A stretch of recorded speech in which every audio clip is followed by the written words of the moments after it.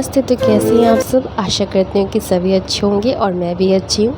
तो चलिए इस ब्लॉग को यहीं शुरू करते हैं श्री राधे रानी का नाम लेके। राधे राधे।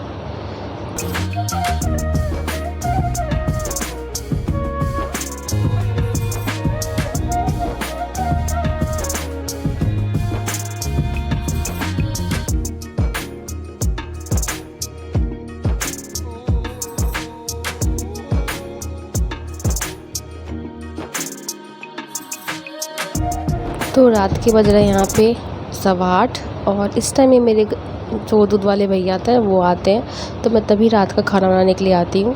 तो यहाँ पे मैंने भुजिया जो बनाया था ना, वो इस तरह का भुजिया मुझे और घर में सबको पसंद है। तो फ्रेंच फ्राई की तरह ही बनाते हैं। उसका जो ऑयल जो ज़्यादा डालते हैं ना, वो जब कढ़ाई हीट रहती है ना, तो भुजिया को साइड में से मैंने किया वैसे करके छाँक करके निकाल लेती हूँ। तो उस भुजिया में बिल्कुल भी तेल नहीं रहता है और जो रेस्ट तेल रहता है उसको कढ़ाई को ठंडे होने देती हूँ और उसके बाद फिर डब्बे में मैं पलटी कर देती हूँ। और ये तेल जो है वेस्ट नहीं जाता है। जब मैं दाल वगैरह बनाती हूँ ना, तो दाल बनने से पहले जो तेल डालते हैं ना, उसमें डाल देती हूँ थोड़ा सा करके, तो वो बर्बाद नहीं होता है। तो ऐसे तो तबीयत मेरी बिल्कुल भी ठीक नहीं है। रात भर मैं सोई नहीं हूँ, हालत हो रखी है ख़राब। और ये हॉर्लिक्स लेके आए थे, तो इस बार डब्बा नहीं लाए, पैकेट लाए हैं। तो जब जैसा मिलता है वो तब वैसा लाते हैं, कभी डब्बा कभी पैकेट। तो डब्बा मेरा पहले वाला था, तो मैंने उसमें उसको पलटी कर दिया था, क्योंकि बिना हॉर्लिक्स के ना तो मैं दूध पीती हूँ और ना ही तो अनन्या को पसंद है, तो इसलिए वो ले आए।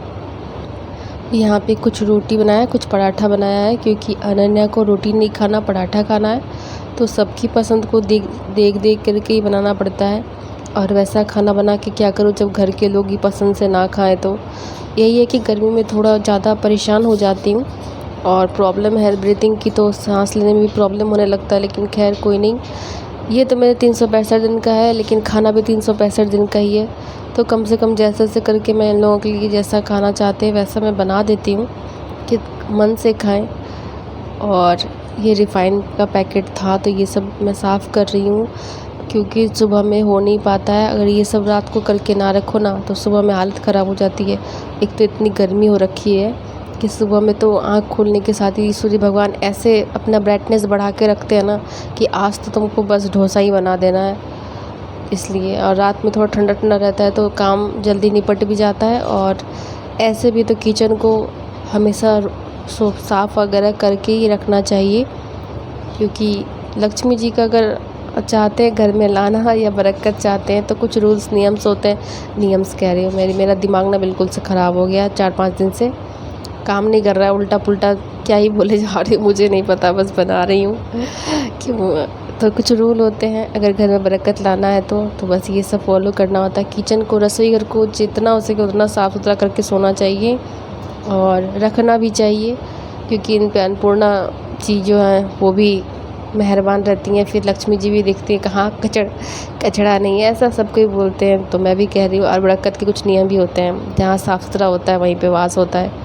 तो खैर कोई नहीं, घर से कोई फ़र्क नहीं पड़ता, आपका घर छोटा है बड़ा है, टाइल्स लगे हुए हैं, मिट्टी का है, दीवार पक्का का है या मिट्टी का है, बस साफ़ सुथरा होता है ना, तो बहुत सुकून मिलता है। और सच बताऊँ तो मुझे मिट्टी के घर में जो वो लिपाई होती है ना, वो मुझे बहुत पसंद है।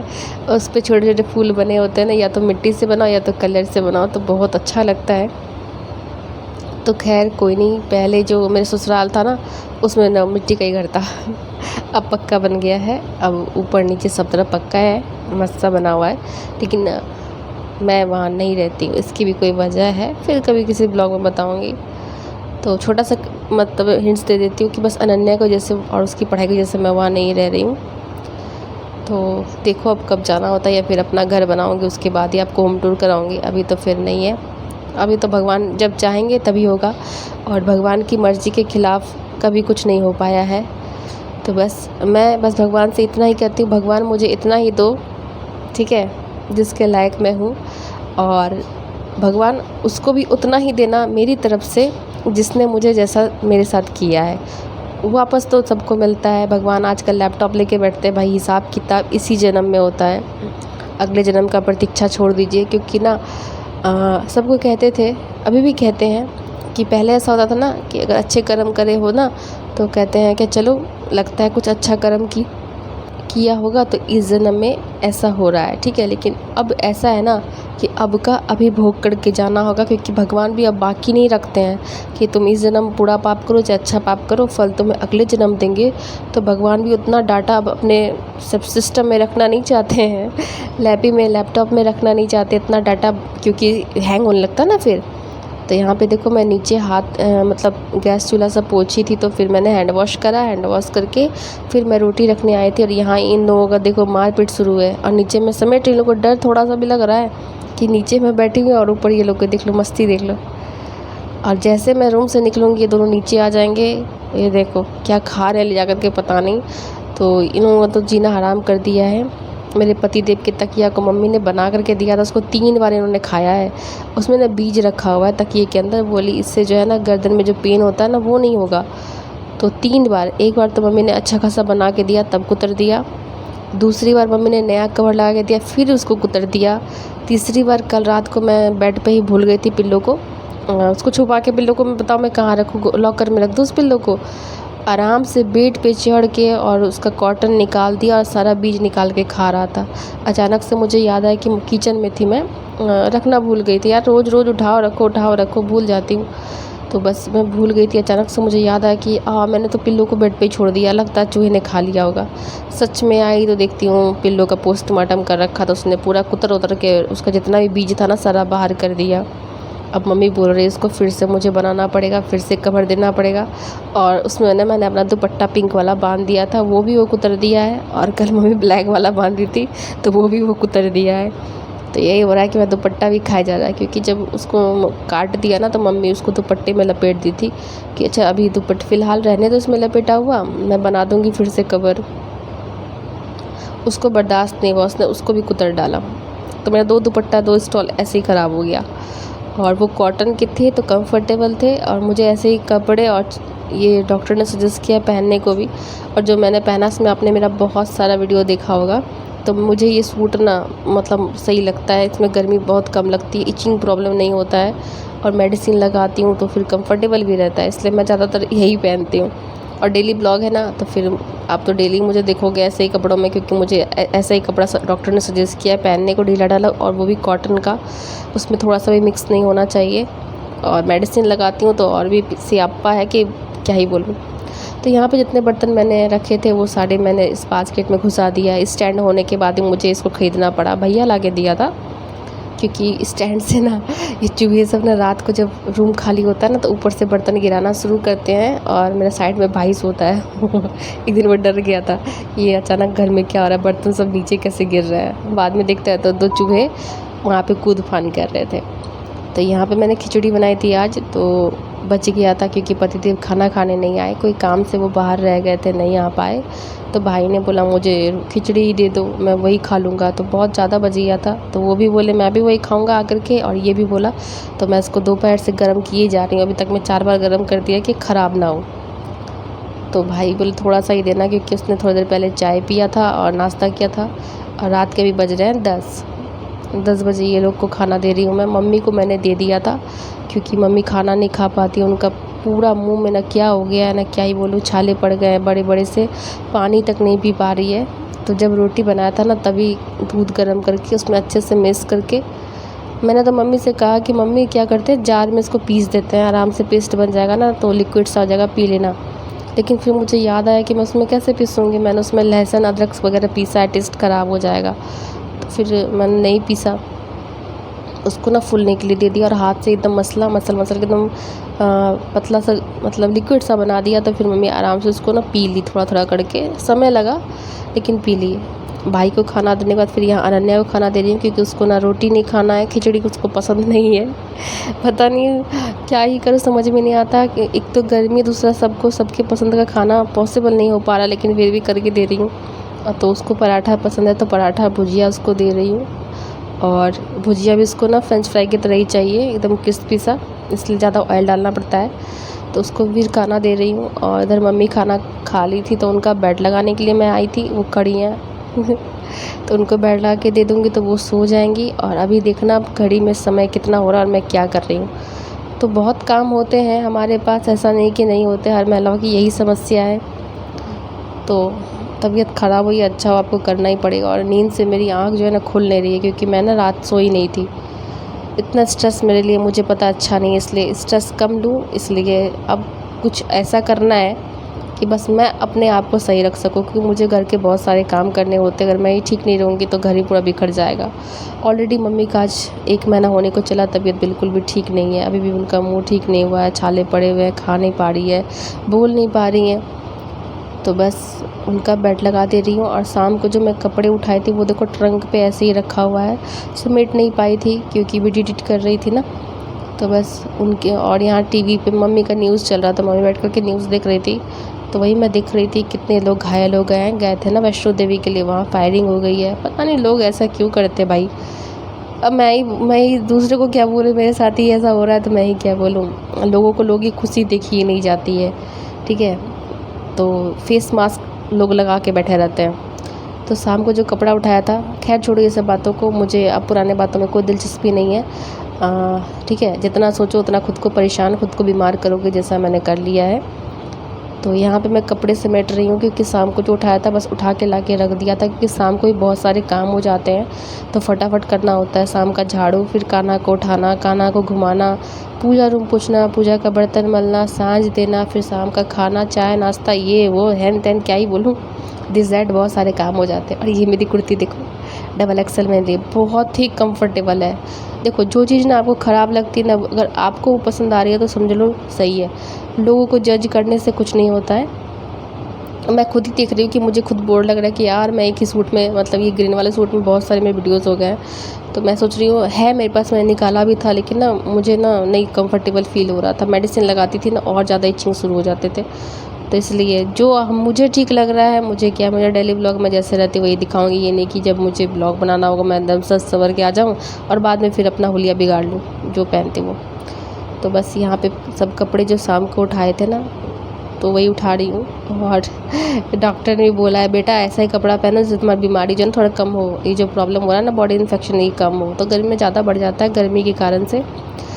तो ये सब तो मेरी प्रॉब्लम्स हैं। जो ब्लॉग देखते हैं उनको पता होगा, नहीं तो कुछ लोग आएंगे कमेंट करेंगे तुम्हारे पास कपड़े नहीं है क्या, बस 2 जोड़े कपड़े में बनाती हो। तो बस ये सब को इग्नोर करो यार, जो बोलते बोलने दो।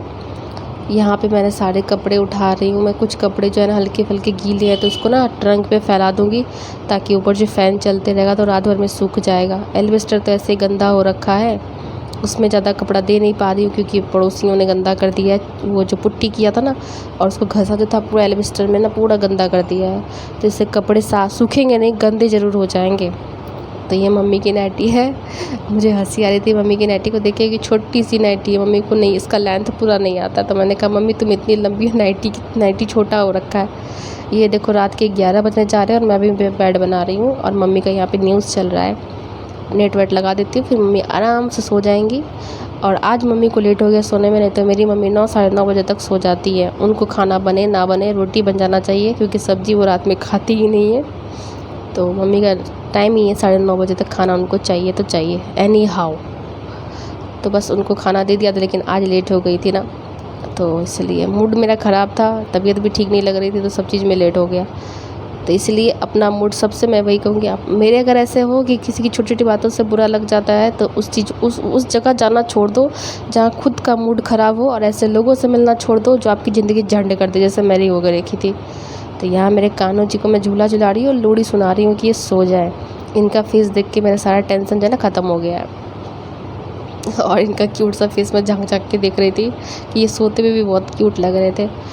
और बहुत दिन से सोच रही हूँ इसमें एक कपड़ा लगा दूँगी, जिससे जो है ना ये ढके हुए रहेंगे। जिप जो है ना पूरा लगता नहीं है इसका नेट का, क्योंकि बीच में डोरी लगी हुई है ना, इसलिए। तो सोच रही बहुत दिन से, देखती हूँ मम्मी से पीला सा कपड़ा लेके इसमें लगाऊंगी। थोड़ा मेहनत लगेगा, लेकिन कानों के लिए तो मैं करूँगी।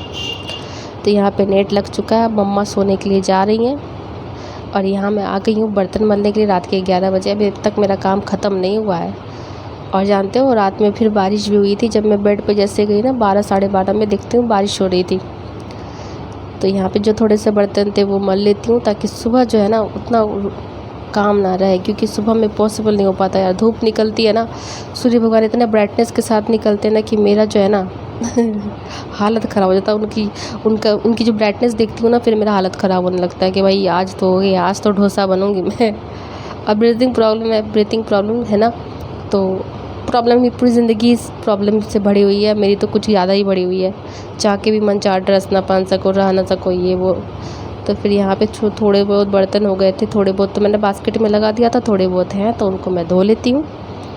लगता है मैंने कुछ ज़्यादा इस ब्लॉग में बोल दिया है ना, क्या करूँ यार, बोलना पड़ता है। तो चलो म्यूज़िक आगे लगा देती हूँ।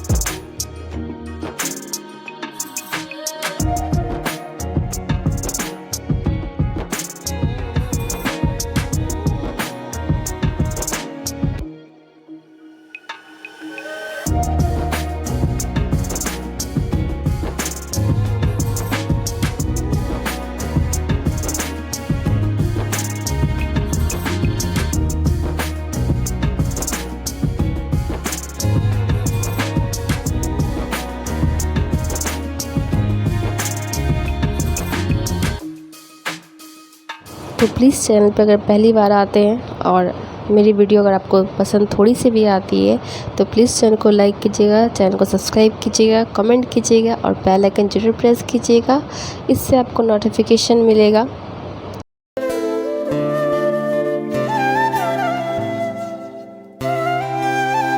तो मुझे लगा कि आप लोग मुझसे मेरी बातों को सुन के बोर हो गए, तो मैंने म्यूज़िक बीच में थोड़ा सा लगा दिया है। और बर्तन वाला मेरा ये देखो हो गया था, फिर ला के सबको पलंग पे रख दिया। ये सुबह तक इसके पानी सब निकल जाएंगे, और रख दिया ऐसे भी। और मैं जा रही हूँ गेट में ताला मारने के लिए। देख लो मेरे पति देव अभी जस्ट आए हुए थे, तो मैं बर्तन तमल के फिर आ गई हूँ ताला मारने के लिए। ये मेरी ड्यूटी है रात को गेट बंद करना। और बाहर में इतना अच्छा लग रहा था ना, थोड़ी देर के लिए मैं बाहर थोड़ा सा अपने गेट के सामने टुल कर ली, मतलब घूम ली। अच्छा लगा था, नेचुरल एयर जो होता है ना, बहुत रिलैक्स फील कर रही थी बाहर में। क्योंकि यहाँ तक निकलने के लिए मैं रात में बस एक बार ही निकलती हूँ ताला लगाने के लिए। यहाँ तक मैं घर के नहीं आ पाती हूँ, बताओ, इतना बिजी लाइफ है मेरा। ताला वाला लगा लिया है। और मैं ना वो लॉक ढूंढ रही थी, एक होता है ना छड़ का, मम्मी लगा के रखी हुई है, तो वो ढूंढ रही थी, मिल नहीं रहा था, तो फिर मिला, फिर मैं आ गई ताला मार के। मेरा अब सारा काम ख़त्म हो चुका है, अब मैं खाना खाऊंगी। तो आज के लिए बस इतना ही, फिर आप लोग से मिलूँगी एक नए ब्लॉग में। तब तक के लिए बाय बाय।